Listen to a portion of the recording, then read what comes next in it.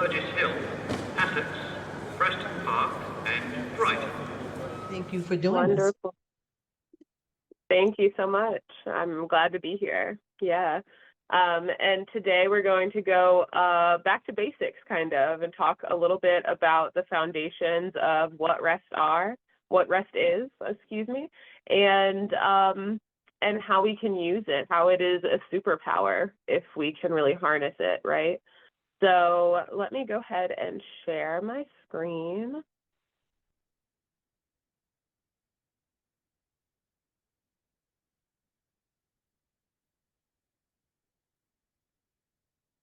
Slideshow? Okay, there we go.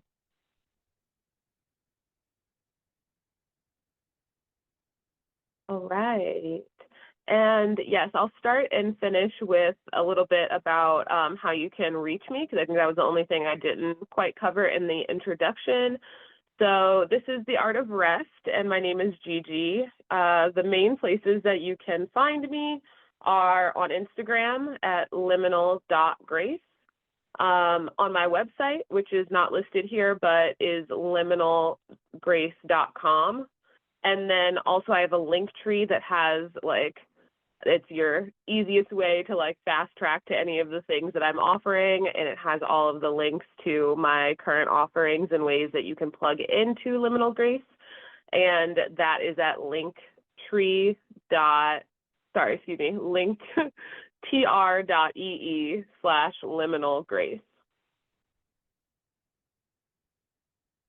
And so the first thing I want to go over is defining rest, which I think is really important because, as I explained, there is kind of this idea that rest and sleep are the same thing, and that's just so not true. There's so many differences. There are plenty of times where you're sleeping and you're not really getting real rest, and there are lots of ways to rest that do not require you going to sleep. And so I want to start here with our definitions of what rest is so that we know what we're talking about even, right? And before I go into that, though, on our right is a picture of the pause portal from our Oasis in the Woods festival. And this, you can see someone is actually using it. And I love this photo of it because I feel like with someone in it, the space is now complete. This space was created to hold space literally and figuratively for rest and for whatever type of rest that is for you. So as you can see, there's blankets around the edges that, people were welcome to sit on, meditate on, lay on. This person's kind of just resting their eyes, laying down. But before you get to that, you're ushered in with a couple different symbols. So the first are these boots at the entrance, and those are kind of a nod to my grandmother, who was very resourceful and very resilient. And I feel like that is the energy with which I want to explore rest, from a place of looking for it to be a way to sustain ourselves, a way to be resilient and resourceful with our energy and with our with our inner selves. After that, there's a little pathway that leads you to this almost shrine in the middle, this beautiful little ceremonial decoration, I would say, of mullein leaves, and those are mullein plants that are coming out of the boots. And the importance of mullein to this space is, one, that mullein is very soft and kind of has this tactile reminder of rest and comfort. But also mullein is a herb that, one, is very supportive of our respiratory system and our ability to breathe deeply and healthfully. And so that's one thing, because, a form of rest is just stopping to take a deep breath. And a lot of times the thing that can make our rest really mindful or guide us into rest is our connection with our breath. And then the second thing is that mullein is also really a herb of transformation. It is metaphysically used for for like the death and rebirth cycle. And so that was really the idea of this space, was you come into the entrance, which there's like a clear entrance, you are transformed inside, and then you go out of the exit feeling different, feeling rejuvenated, feeling clarity, feeling discernment. And so that's what that represented. And then the last thing I want to point out is the little basket in the back, and I think some of the stuff that was in the basket was actually taken out because people were looking at it, but a few books about rest, including Tricia Hersey's Rest is Resistance. And then I believe there were also like some cards by her, and a Yoga Nidra book, which I'll talk about Yoga Nidra later in this presentation. And yeah, just some resources to really get people thinking about like what rest means to them and what rest can look like and what it can mean.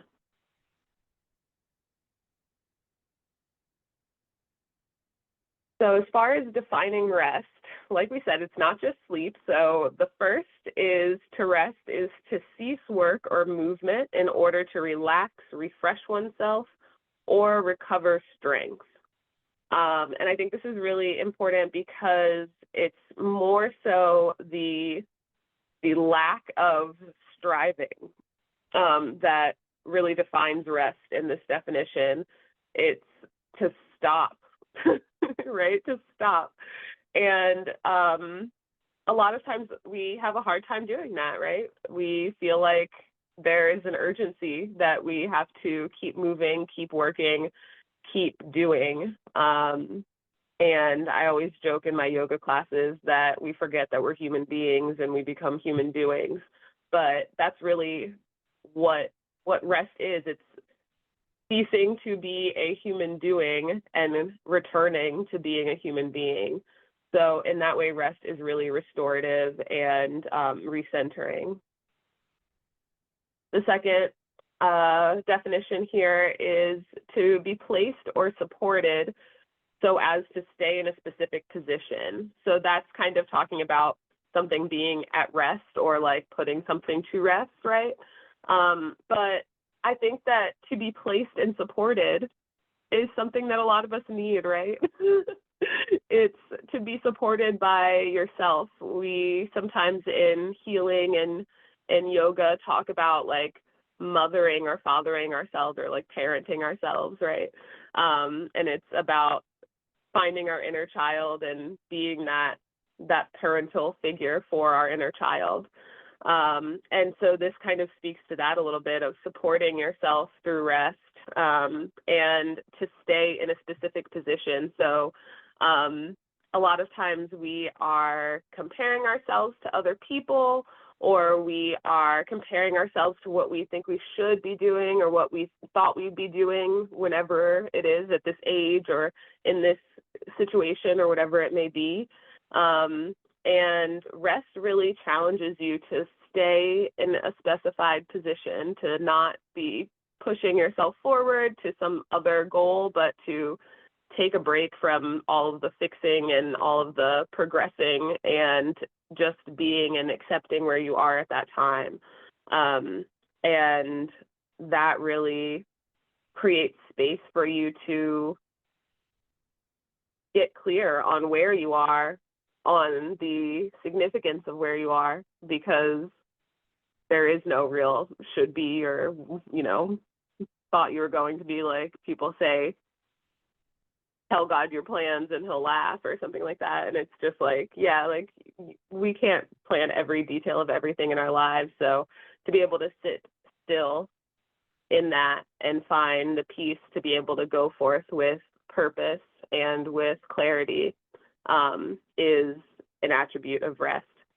And then the last one, an instance or period of relaxing or ceasing to engage in strenuous or stressful activity. So yeah, we'll talk a little bit about stress and rest in a second, but it's really a space in time more so, or in addition to being a action.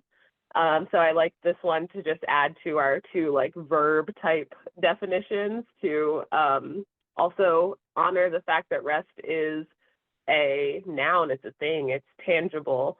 And when we understand it more, we're able to access it in a way that we can't without that knowledge. And so that's really what this series is all about.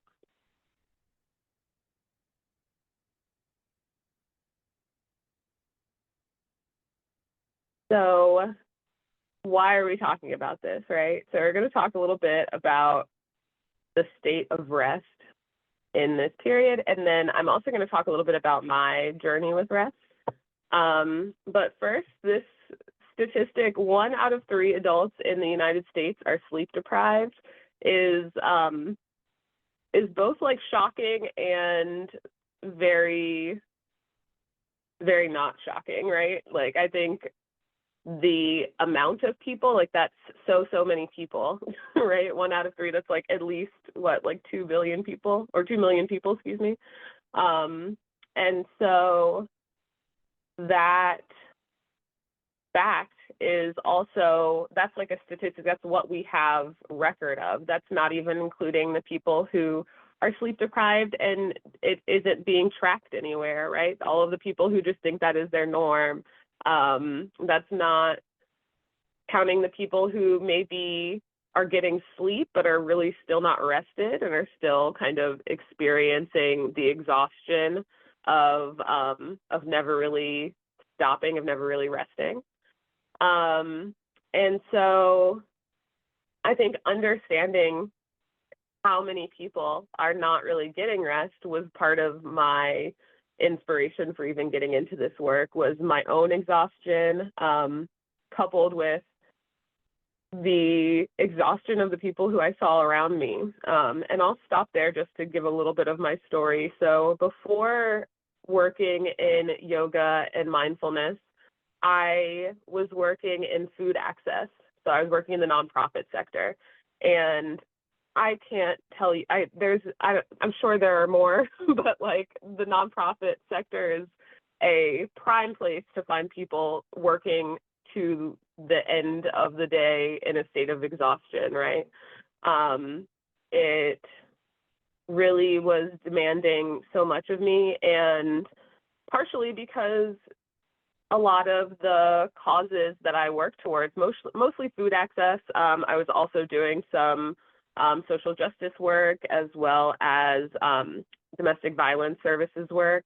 And all of those things are like problems that are so much bigger than any one person or any one organization or any one movement even sometimes.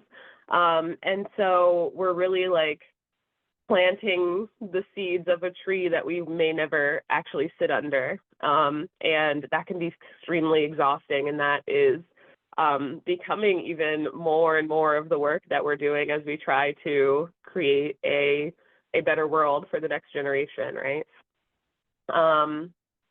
So I think that experience with exhaustion, with my own exhaustion, made me curious about like, okay, what does it feel like to be well rested? Because I don't even know that I've ever experienced that except for like childhood, but like as an adult, how do I access that? And then also, how do I hold space for others to experience that? Outside of working for social good, there's also this idea of like grind culture or hustle culture, this striving and kind of, even if you're not necessarily trying to make an empire, just surviving in a capitalist system, right, can be really exhausting, and it creates this this level of urgency that makes it seem like, you know, if you're not up at 5 a.m., you know, doing yoga and journaling and planning your day and, you know, getting work done before you get to the office, that like somehow you're going to fall behind. And it's built off of that, right? And that's such a pervasive culture. I think every time I'm on the internet or on Instagram or whatever, I'm seeing ads for like how to make money quickly, how to increase your productivity, how to, you know, this and that. And that some of those things can be helpful. It's not bad to be a productive member of society, right? But we have really we're really off balance in that area, I think, as a society. And then bringing it to the life of an artist specifically and how that translates in that specific field, right? Because there are certain things that I feel like I can do pretty well, even in a state of exhaustion, right? Like if I need to throw some data into a spreadsheet, I can kind of do that. I don't really have to be my heart doesn't have to be in it to get that done. I just have to do the mechanics and make sure I'm paying attention maybe. But when it comes to creating, you're really using your heart and soul. You're really pulling from something that's a little bit deeper inside of you. And that pulling can be really, really blocked by exhaustion. So the idea of what can you create in general, but then also what can you create when you are well rested, when you're able to take care of yourself, when you're able to see the difference between feeling well rested and the state of exhaustion, right? And that what that space in between looks like, I think is an interesting place to explore. And then it kind of brings me to the question of how do artists compare to the general public where rest is concerned? So does that need for rest or that need for kind of whole self being included in the work translate to artists getting more sleep? Does it translate into more exhaustion? Is it somewhere in the middle? Because sometimes our pain, our struggles are able to be put onto the canvas or into the creation, whatever that may be, and it creates beautiful art. And sometimes it can also be the origin of a block, of writer's block or a artistic block or creativity block. So I think that's really interesting for you to ask yourself of what is your relationship with rest?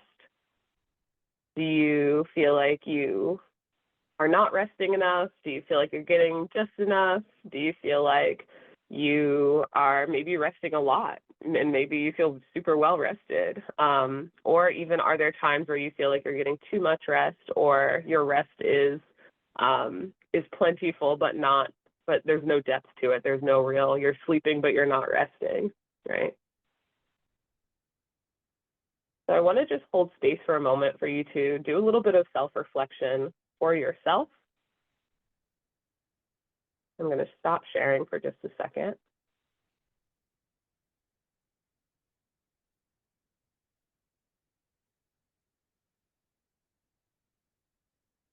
And just sit with that question.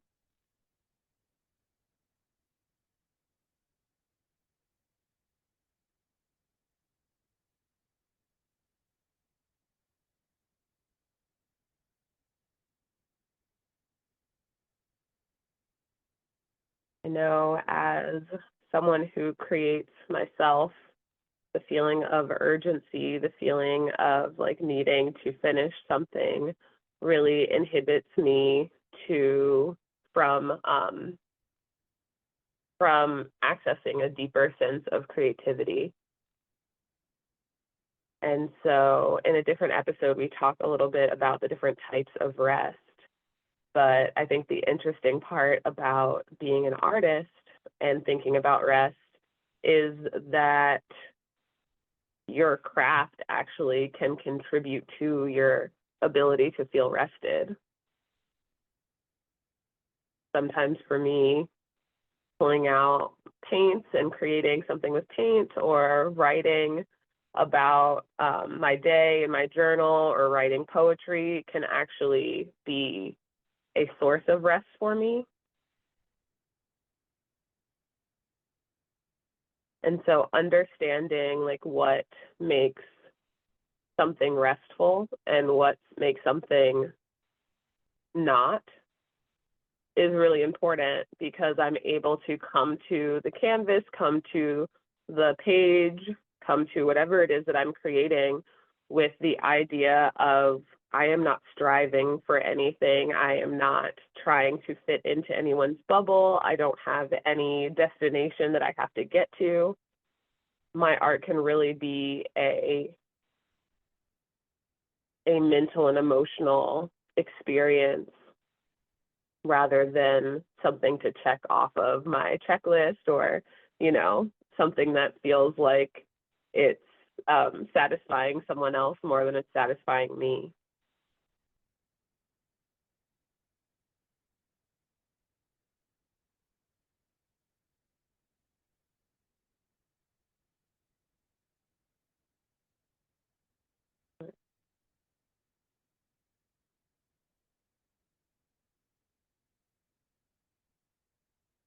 So we are going to do a little bit of a guided meditation in a moment, but I want to talk first about what influences our relationship with rest.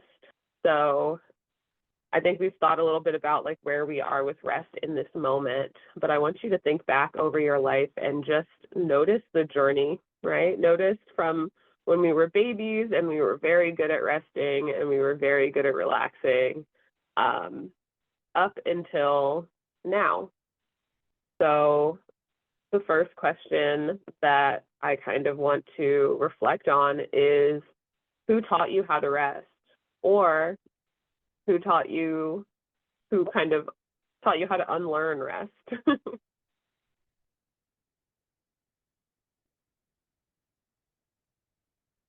Are you asking us that question, Gigi, to respond? You can answer if you'd like to respond. I just thought about that when I was like, did I take naps when I was a little kid? Only time we had to, because we had so much playtime outside. And I'm thinking like the only time they made us rest is when we got in trouble. And then it was our punishment. Like you come in the house and take a nap. It's like you know. But we had so much freedom to play and to explore and to be outside. You know what I mean? And if Mm-hmm. wanted to rest, growing up, we had it. When we were homeowners, so we had trees and we could just lay under the trees in a blanket, in the summer and fall asleep, wake up and, we don't have to go inside the house and be in the way. We had things that we could do outside. But I just reflected on that memory because when you said that, I'm like, did I ever take naps when I was a little kid? Sometimes we grow up and there's a designated time you take a nap growing up, Mm-hmm. but I reflected back to that child center in me. And that's what I kind of came up with. And I don't know, it's really hard for me pushing through the day and needing a nap, it's just not heard of. So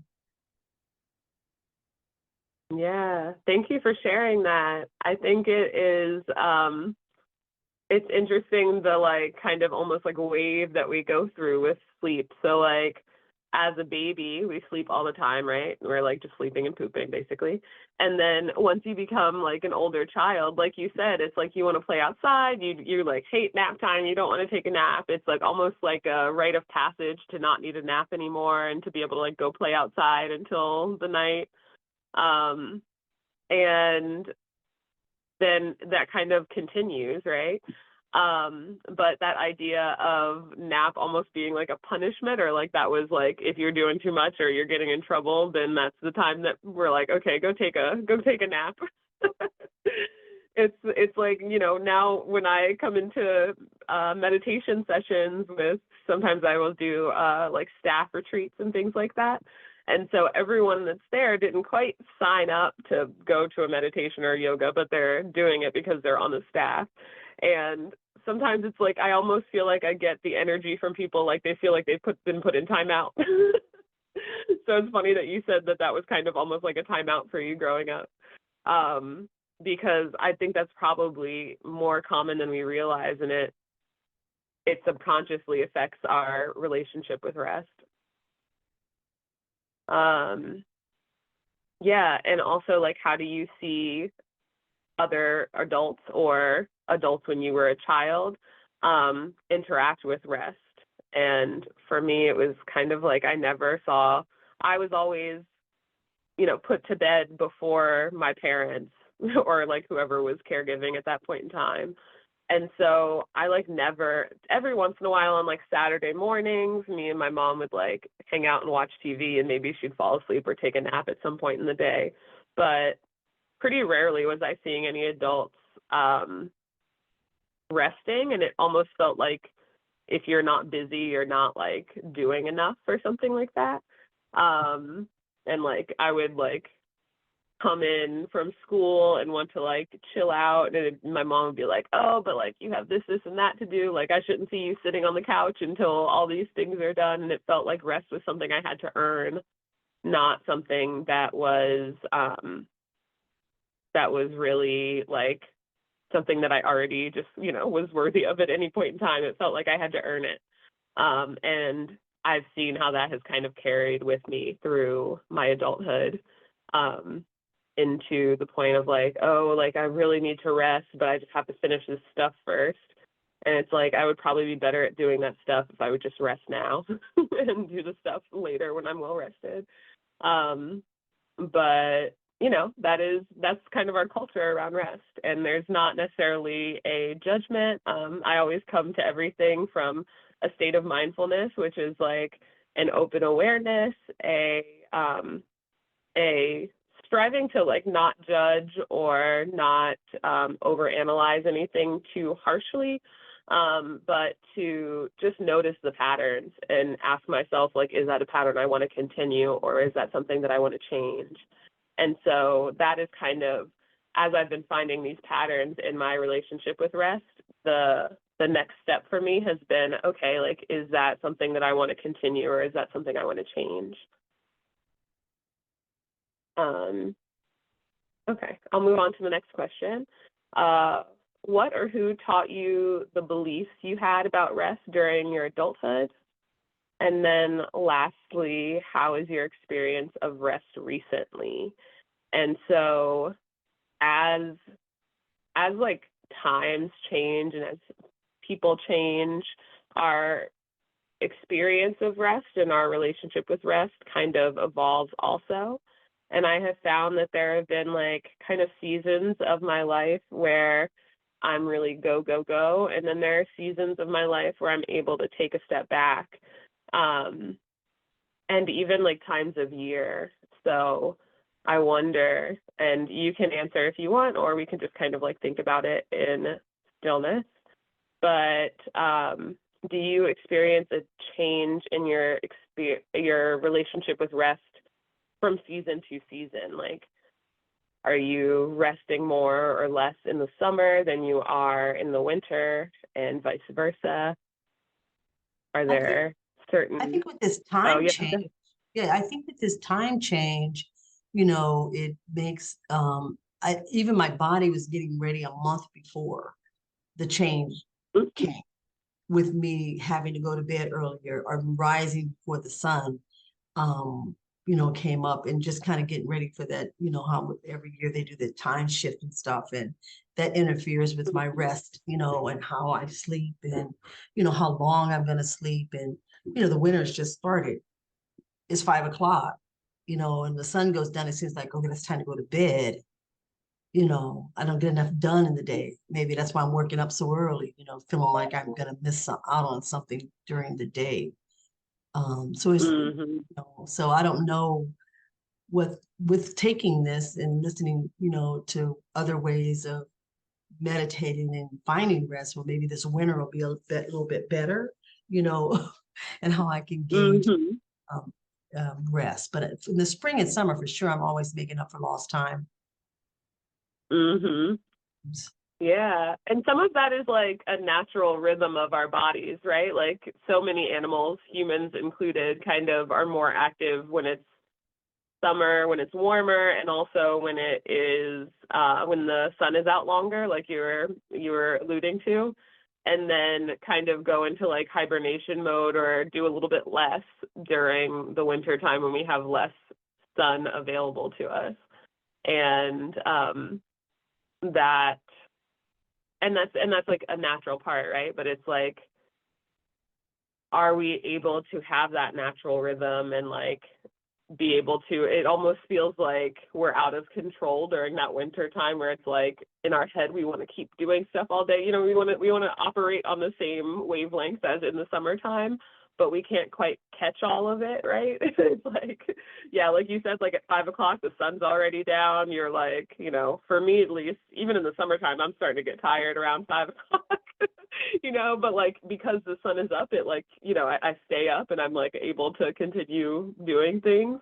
But that sun going down, like I feel like I really take a similar shift as you do. I'm like up super early in the morning in the winter, even before the sun sometimes, and then in the evening sometimes I'm like falling asleep as I'm eating dinner. Like I'm so I'm so exhausted, and it just feels like how do we keep up with that, right? And then also I think there is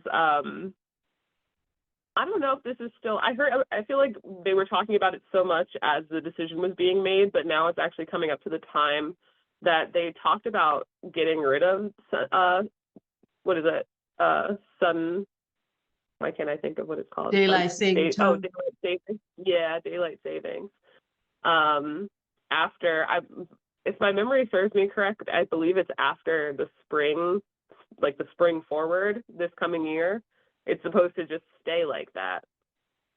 And I don't know if that was like set in stone or if it was just discussions about it and they never actually decided, but that's what I thought I heard. So I'm curious to like how that will change our relationship with rest, and also how that will look, you know, like during the times where we're some states are saying, like I think it's Oregon or something, they were saying like they're not going to honor and set their clocks back or up or down, and that came about the Bush administration or something when they were you know, I don't know, I don't want to discuss it if I don't know the in-depth thing of it. Liza, do you know when during that Bush administration, and what is in the 80s or 70s, when they started playing with time?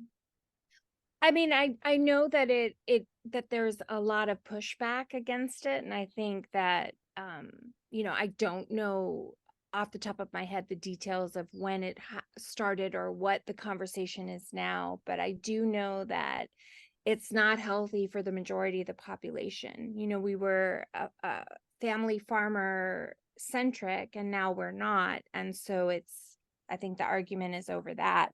What is best for everybody? They're saying like right now there's 3 states, and those states are 2 states, and those are Arizona and Hawaii, that don't observe daylight saving time at all, refusing to roll their clocks forward or backward. You know, and this has been like relying on a loophole in a 57-year-old federal law that requires states to stay on daylight savings time. You know, but you know, like I said, well, yeah, that's where 57 years we've been going through this, and that was the Uniform Time Act of 1966, where it mandated, you know, us to save time, opting out and exempting ourselves to practice to stay on standard time year-round.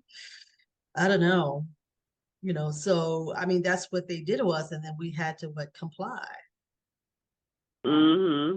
I think it's, and like you said, it was more of a thing for farmers and for folks who, you know, rely on sunlight to do their work, and that's a smaller and smaller portion of society in that time period from, you know, the early 1900s to now. I think the value of what you're sharing with us and teaching us with what you've learned about rest and dreaming and visioning is desperately needed as a culture. We make better decisions about what is collectively healthy. So we have a lot of work to do, and if we're at least utilizing our time when we sleep to re-envision and create something better, I'm all for it. We need every moment to work on that, I think, as a society. Agreed. Yes, now more than ever. And thank you for bringing up that concept of like dreaming and visioning, because that is, in addition to creativity, like that is one of the fruits of rest, is to be able to access that dream space that is not accessible in a state of exhaustion. And so some of the work that I do is actually with activists, specifically for the fact that, like, yes, we are angry about certain things that are happening in the world, but also, like, can we alchemize that anger, that frustration, that grief into creating something new? And that process, in my opinion, I guess, but that process requires rest. It requires stillness. And a lot of times that stillness is like, it shows up as sitting with some of those hard emotions. And so a lot of the work that I do is helping people learn how to sit with hard emotions so that they can access that dream space that is kind of, rest is the doorway to. So that is really important. And yeah, like you said, so needed. I think, you know, when there's peace inside of you, you're able to create more peace outside of you. Like, I often say, like, if it, you know, I mean, there's, I guess, like the cliche saying of kind of like, be the change you want to see, but it's teaching by being and learning by being is real life. And the more that you can create it, like, that's what the wisdom of yoga is. It's create it inside yourself first. If you're upset with what's happening, you know, how someone is treating you, like, also look for that inside of yourself. Definitely address that person, but like, look for the parts of you that are mirrors, or the parts of them that are mirrors of you. So interesting stuff. But let's go ahead and do a little experiential work. So we're going to come into a short meditation to end off our time together. And so wherever you are, just come into whatever seated position feels good for you, or if sitting is difficult right now for whatever reason, you can also lay. But you want to have your spine in a neutral position. I don't use the term straight just because our spines are actually not straight. They have a natural curve. But in a neutral position where the spine is as tall as it can be, and that can be true sitting or laying. And then I use a cue that I adapted from Lama Rod Owens, who says to find a meditation pose that allows you to not be distracted by the comfort or discomfort of the pose. So if our goal is to be in a meditative space that is restful but is not actually sleep, because that is what we're going for with guided meditation, then we don't want to be in a position where we are prone to falling asleep, because that would make us distracted by the comfort of the pose. But we also don't want to be in a position where we're experiencing pain or discomfort to the point where we can't settle our minds and focus inward. So go ahead and find that in between, that balance for yourself. And when you get there, you can close your eyes gently if you are in a space where you feel comfortable closing your eyes. If you are not feeling comfortable closing your eyes, you can just soften your gaze and look downwards towards the earth or the floor, wherever you are. And we'll relax the shoulders, the face, relax the body, and slowly allow your awareness to shift from all of the things outside of yourself, like your computer or your phone or any of the things in the room with you. Slowly shift your awareness from those things to the things within yourself. So noticing how your body feels. Noticing the journey of your breath coming in through your nose, nasal passages, windpipe, lungs, being transformed, and then exhaling back out, windpipe, nasal passages, nose, nostrils.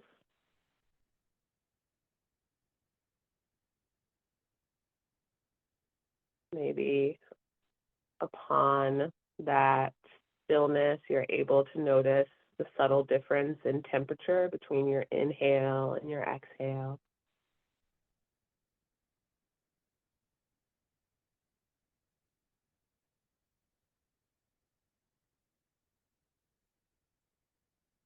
Allow your breath to deepen, really pulling your breath all the way down to your navel, filling up your belly, your ribs, your chest, and letting everything surrender and soften on the exhale.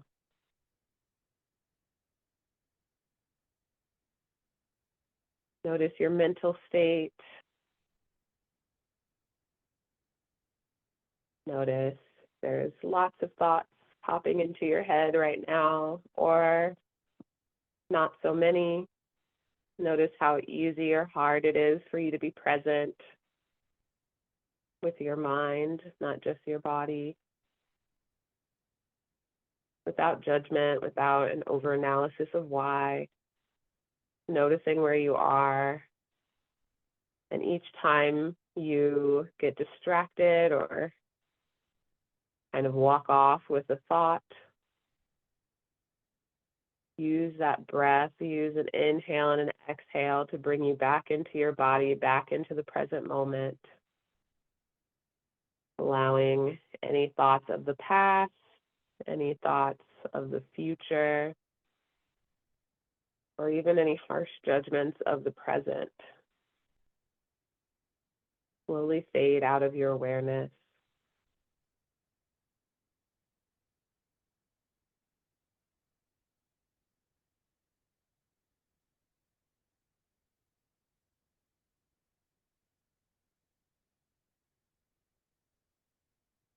And notice how you feel energetically. Notice if there's anything outside of your body, breath, and mind that you can sense, that you can pick up on. Maybe it's your overall emotional state.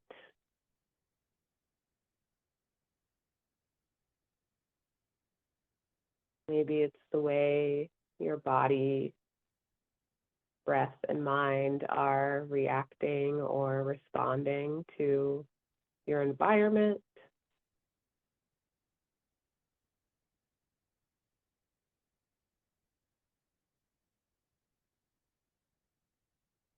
In this presence, see if you can access the most subtle parts of your being, parts that maybe go unnoticed when we are moving and shaking and grinding and hustling.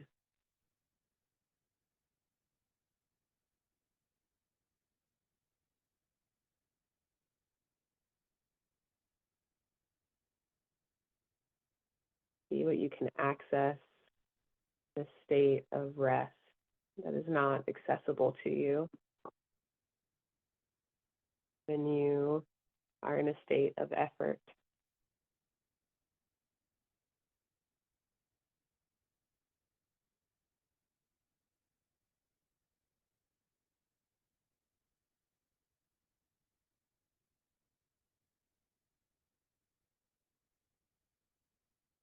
From here, we're going to move into a body scan.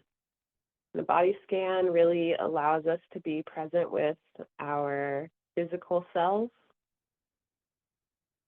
as well as gives us practice moving and focusing our awareness so that we may have more agency over our awareness at times where we want to be intentional about where it goes, right? So if you can move your awareness through your body, maybe you can also, change the way that you speak to yourself, because you're able to focus your awareness on positive things that you like about yourself rather than negative things that you don't like, right? See how that transfers? Maybe you are able to focus your awareness inward rather than focusing on your circumstances that you're not happy with, or with a situation that you're not happy with, or with a person that you're not happy with. Be able to focus it on something that does bring you joy, or just to focus inward on the space, the openness, allowing yourself to step away from the situation long enough to come back and respond rather than react.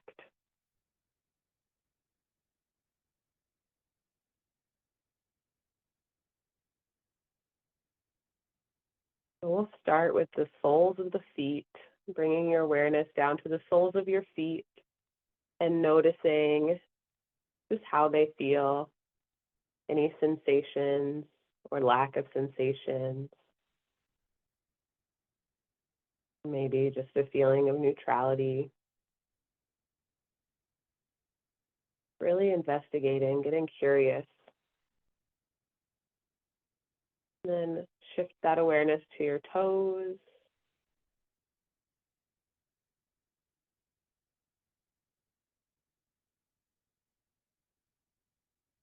To the tops of your feet.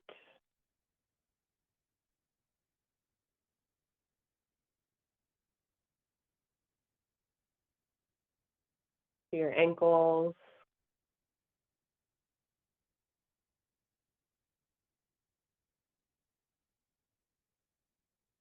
To the bottom half of your legs.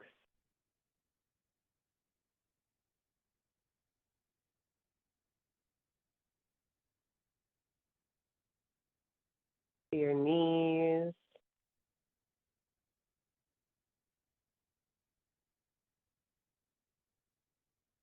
To the top half of your legs.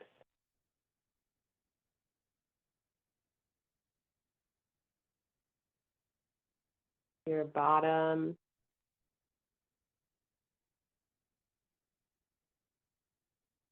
Maybe if you're sitting, feeling the weight of your body in your chair or on the ground.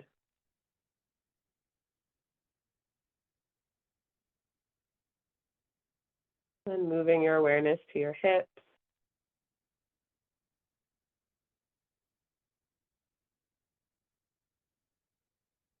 To your belly.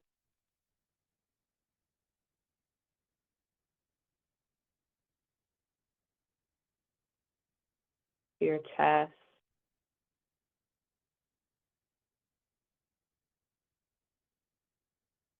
To the sides of your torso. To your lower back.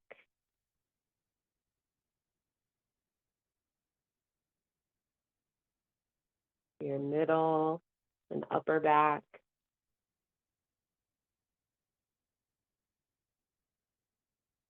To your shoulders.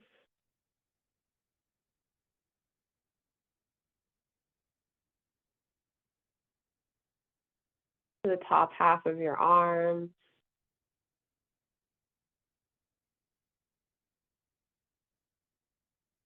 Your elbows.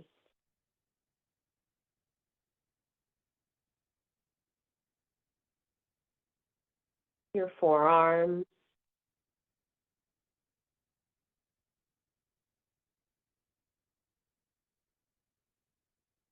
your wrists,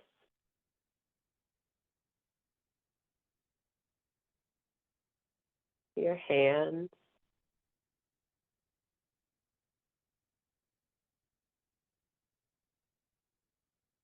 your fingers,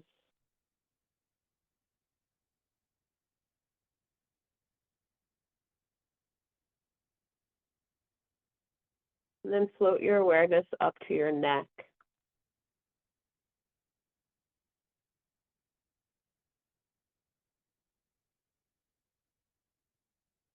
Notice the base of your head and your jaw.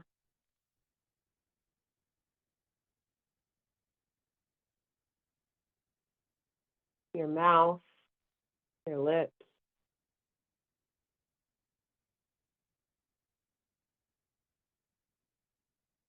your nose, your cheeks, your ears,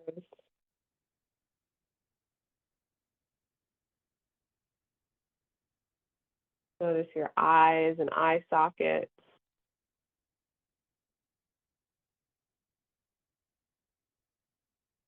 your brow line, your forehead.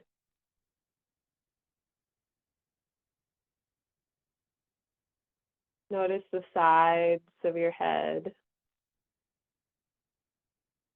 the back of your head, the top of your head.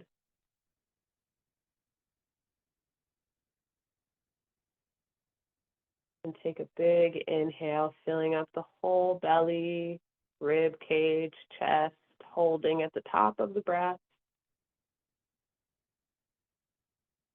And then exhaling slowly, letting the body deflate, hug back towards itself.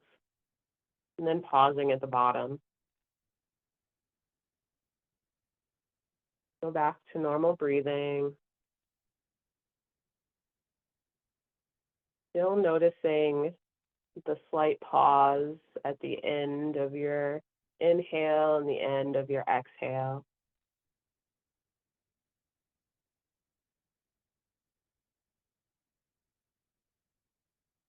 Seeing if you can perceive that slight moment, short moment where we're not inhaling or exhaling, but we're just at a pause before the inhale comes back in, and at the top of the inhale before we exhale back out.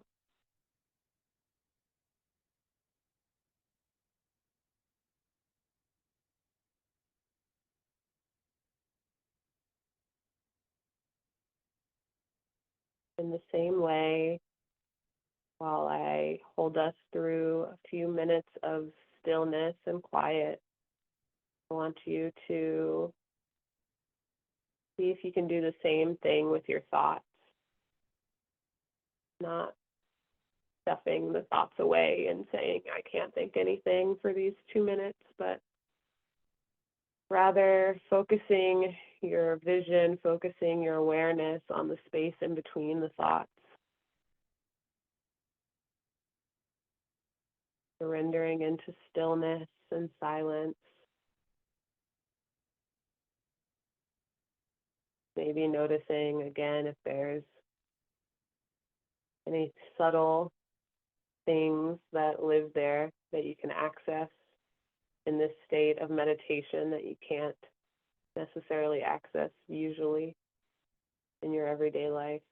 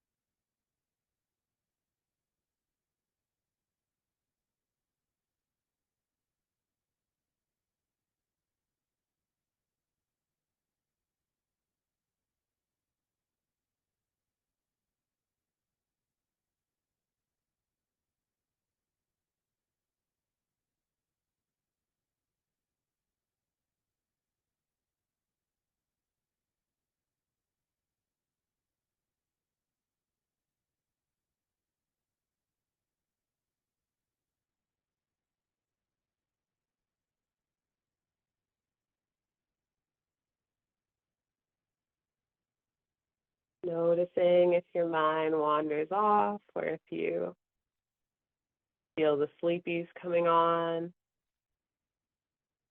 and reinvigorating your commitment to stillness through a deep inhale, a slow, controlled exhale.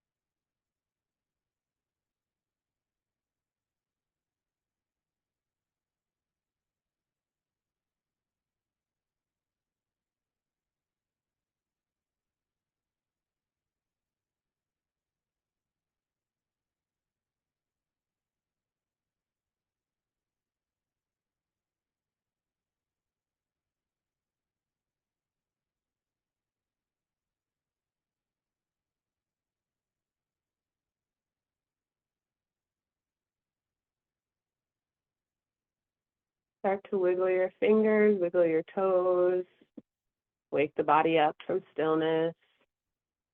Maybe allow those movements to be a little bit bigger, moving the shoulders or the legs. Take a deep breath in through the nose, filling up the torso. Let it out through the mouth.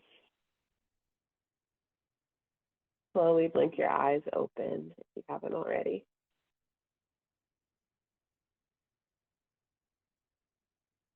So I chose that practice of a body scan because it is similar to a practice that is part of Yoga Nidra, which is like this rotation of consciousness, which it's a little bit more specific in Yoga Nidra. You're going through one half of your body and then around to the other. So it's not like both arms at the same time. It's like focus on your pinky on your right hand, your ring finger on your right hand, et cetera, et cetera. But that is one of the kind of starting practices that is part of Yoga Nidra that helps you get into a state of relaxation and rest that exists somewhere between like being fully awake and fully asleep. And it said that in that space that we have this access to healing and to creativity and to clarity that is, you know, unlike it's undistracted, it's uninhibited. It's like really pure access to those things. And so a body scan is like a baby version of of that process of Yoga Nidra.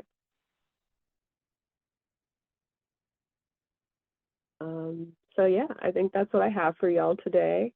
Does anyone have any, I guess, reactions or responses to anything I've said, but also the guided meditation? And I appreciate your willingness to do this, because I thought when I met you that it would really be a great opportunity for the artists like ourselves that are so deep into our curatorial practices, our museum practice, and just, you know, the cultural practice that we do, that we need to take the time to rest. You know, this year has been a year of so many you know, people that are just fading out and gone, but they've been carrying this work and not learning how to rest, and they're totally exhausted and not finding time to center themselves. And I think this is a really good way for us here at Pop-Up Research Station to share this work that you're doing to the fields, and how important it is to just, you know, take out the time to rest. So again, thank you for coming on to Pop-Up Research Station and sharing your yourself. Thank you for having me. This has been a joy, definitely. I appreciate it.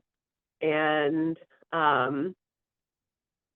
yeah, I just think this is important work, as well as all of the other things that you all are doing with Pop-Up Research Station. So I love the idea of having a library where people can access this information over time and go back to it over and over again. I think it would be great to have, you know, a standalone, just like a cutout of that practice so that people can use that. You know, I mean, I think we were sitting for maybe 10, 15 minutes, so it's not like it takes up a whole day.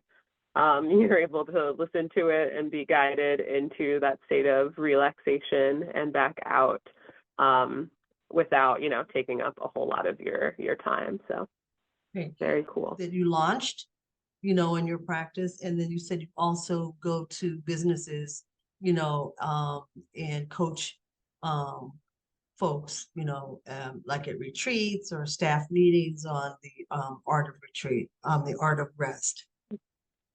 Mm-hmm. So yeah, I think most of what I do is very like event based. So I'm either hosting retreats, so I'm planning a retreat, and I wish I had like an actual flyer for it, but I may by the time that this airs and everything. I am planning a retreat for mid-December that is going to be in Washington, D.C., in Northeast D.C.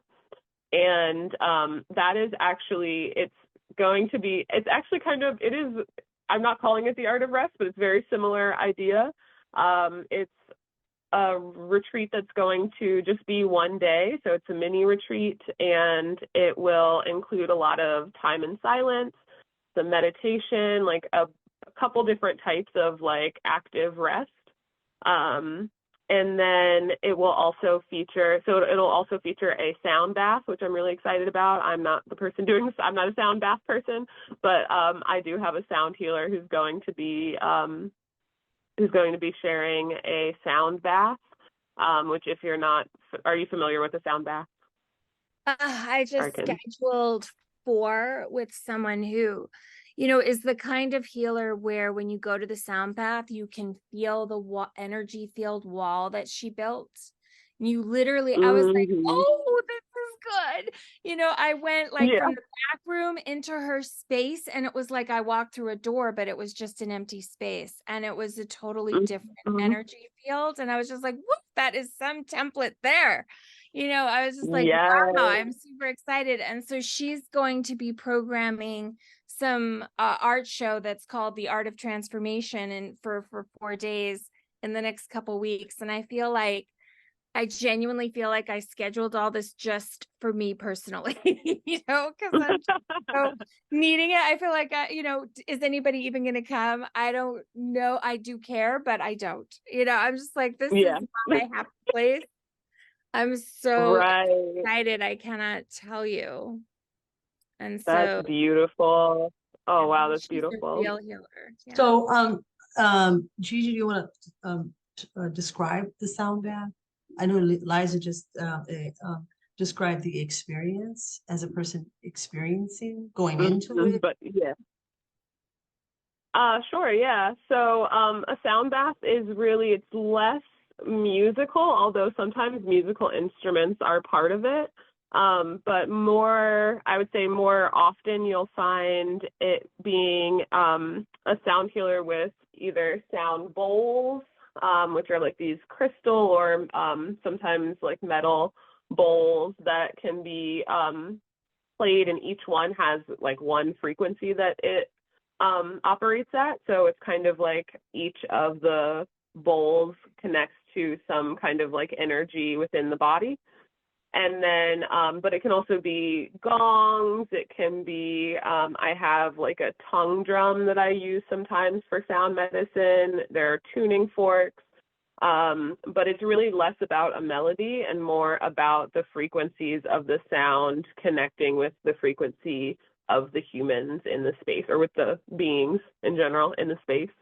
And it creates almost like a window or something, a door, a portal into a mental state that is, you know, harder to access without that kind of like synergy of both the sound and, you know, your breath and your body and your awareness. So it can be extremely transformational, and that's going to be how we actually end off the retreat. And so we'll kind of like get into the space using like yoga and meditation, and then we're going to do an intention setting ceremony, or I say ceremony, but it's like a workshop, which is basically like a framework that I created for intention setting that is a little bit more lengthy than just like setting an intention for your day or something, but it's really it's really connecting to where you are right now, what you want to do in this next season of your life. And that can be, the next year. Like this one is kind of happening at the end of the year, kind of preparing us for the new year. But it can happen at any point. And then I always tell people that like whenever you say yes to something, you're saying no to something else. So we take time to like kind of grieve the things that we are going to have to give up for us to commit to our intention for the new year, whatever that is. So if we're focusing on, being more committed to our business or something like that, then, there are certain things you got to give up so that you can be focused on that. So maybe you're not going out as much, or maybe you're, it can be, it's specific to whatever your situation is, but it is a framework that I have been like kind of working with on a personal level and have done at a few retreats. So I have at least one retreat per year that where I like lead people through that process. So that's happening in December. And then other than that, I am starting a little bit of like coaching and things that I can do with people virtually, because I have people who want to work with me but are not in the same place as me. So really my coaching is around like change and what that looks like. And it's both coping with changes that are out of your control and making change in your life that, you want to take the driver's seat in. So both sides of change are things that I can help coach people through using mindfulness, and also a little bit of kind of my like project manager background comes into play with that as well.